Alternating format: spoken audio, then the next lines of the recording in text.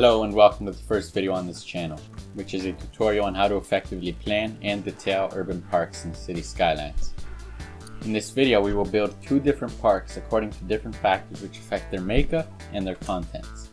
The main factors which you should consider when planning a park in skylines are the park's connections and the buildings surrounding the park. These factors affect the purpose, the size, and the level of foliage within your park. Now before we get into building and planning our first park, it's worth noting that it would be impossible to achieve any form of realism in city skylines without the modders and asset creators and all of the hard work that they do and publish on the Steam Workshop. Here is a list of key mods and assets which you should use when making your park. These are only the essentials, and there are many more fantastic assets on the workshop for you to discover and use. In order to keep this video as concise as possible, I won't go in depth as to what each of these does, but I have linked the relevant tree collections and a mod collection of my own down below. The first park we will be building will be set in the financial core of a city, in an area similar to Lower Manhattan or to La Défense in Paris. I quickly threw together a realistic downtown layout for the purpose of this park, and the making of such layouts will likely be in a future video on this channel. The park is surrounded by dense office towers, with no residences nearby, and the density and economic importance of such an area ensures that the size of the park remains small. The fact that the buildings are all offices means that the park's purpose will be more somewhere to spend a lunch break or have a meeting instead of a place to have a picnic or a family gathering. This park has excellent transit connections, and almost all of its visitors would be pedestrians or cyclists from the nearby bike lane. So we're going to start off by outlining where exactly we want to put the greenery in this park. Generally, in parks of this size and dense areas, you'll see trees and planters instead of on open grass. For this particular park, I'm using curb planters by King Leno. I've placed the planters on the edge of the park to both protect pedestrians from cars and to create the feeling of being surrounded by trees in the middle of the city. Now I'm going to use the prop line tool to place some picnic tables between these planters. This serves as a quiet meeting place which fulfills one of the purposes of the park. Most downtown parks tend to have a tourist attraction as a centerpiece, be it a fountain or a sculpture. For this park we've used the Alan Lewis fountain from Sydney, Australia.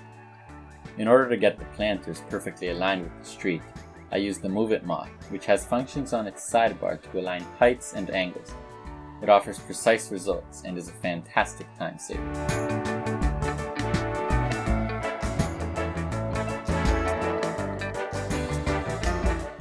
Now that we've finalized the planters, we're going to start by planting trees on the smaller ones. I went with some young London plane trees with flower bushes, with the trees having dirt piles at their base. In the end, I chose smaller, well-trimmed flowers, as such a central park would likely be very well maintained. Moving on to the larger planters, I'll be using Mr. Mason's larger London plane trees and flowering pear trees. It's important to keep your flowers to one or two colors, which looks organized while still adding personality. I also added weeds and grass, which adds a more natural aspect to the park. Now I'm going to add some benches throughout the park. Places to sit are something you should include in every single one of your parks.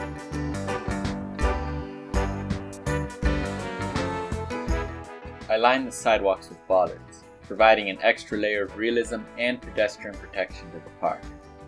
Next, I added cycling infrastructure, starting by using vanilla bike racks to give park visitors somewhere to leave their bikes, and then adding some signs marking the lane. The next step I took was covering the park in tile decals, which, while it looks good, isn't something which is particularly necessary or ideal, as it is time consuming and strains the prop layer.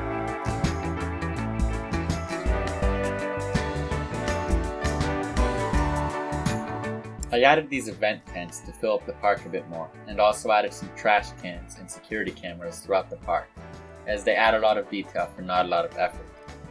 Next, I detailed these tents with some displays and stands, and I used a shelf prop as a desk for the prop vendors from the French Market pack by Gazette, which is an extremely detailed pack worth picking up. Finally, I upgraded the pads to invisible pads, and that's it for our first park. I'll stop talking for a bit and leave y'all to enjoy some music and cinematics before we start our second and final park.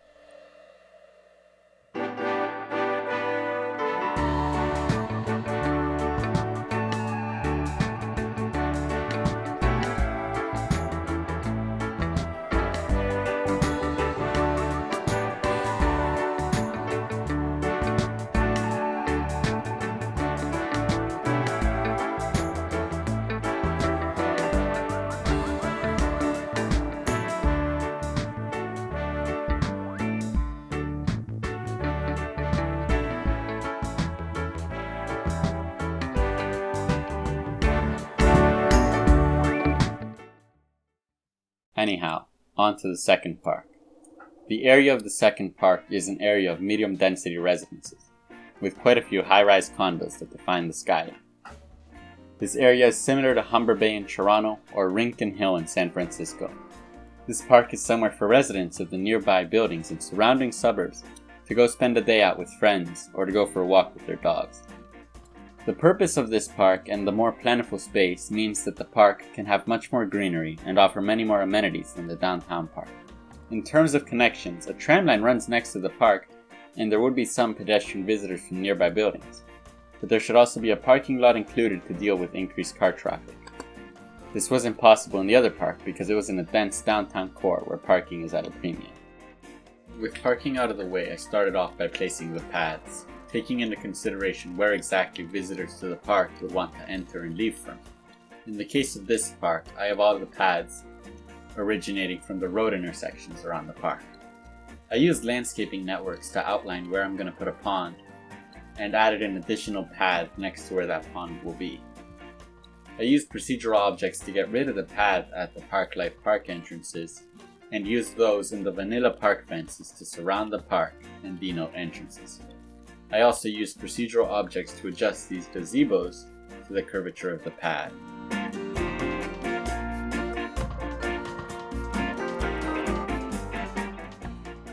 I used advanced landscaping tools to fill in the pond, and then started detailing the area surrounding it with some rocks. Next up, I added a lot of weeds, grasses, and reeds around the pond. Even in dense urban parks, the areas surrounding ponds aren't excessively landscaped. I also added some lily pads, which look amazing and add a bit of personality to the pond. After that, I added trees around the pond, taking care to only place them where trees that size could conceivably grow. For this park, I used a wider variety of trees, as the foliage in a park of this nature wouldn't be as well planned as in the previous park. I'd recommend placing a few conifers such as pines throughout your parks, as they add quite a bit of variety to your tree line.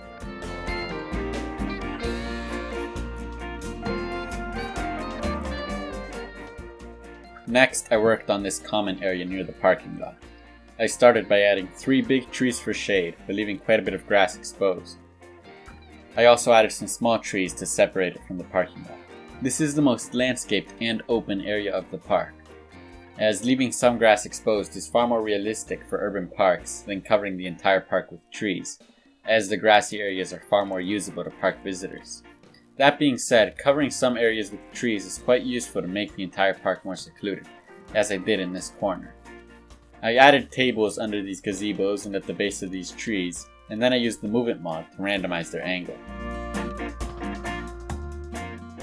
With the common area done, I quickly did this area over here.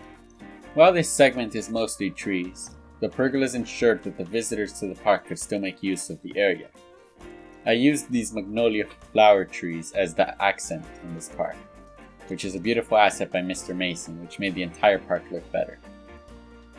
Since this park should offer amenities for people of all ages, since there are residences nearby and likely people of all ages living there, I built a playground. I started off by placing all the playground props I could find, and then used sand decals for more favorable texture.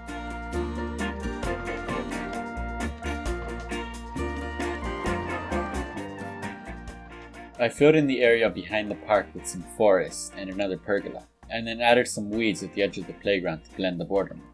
The next thing I built was a dog park. I started with some fences to mark out the off-leash area, and then moved on to the detailing. I placed this dirt decal by Ronix 9 to mark off the poorly maintained grass in the dog area, and then added some final details such as the water station and a signboard detailing the rules.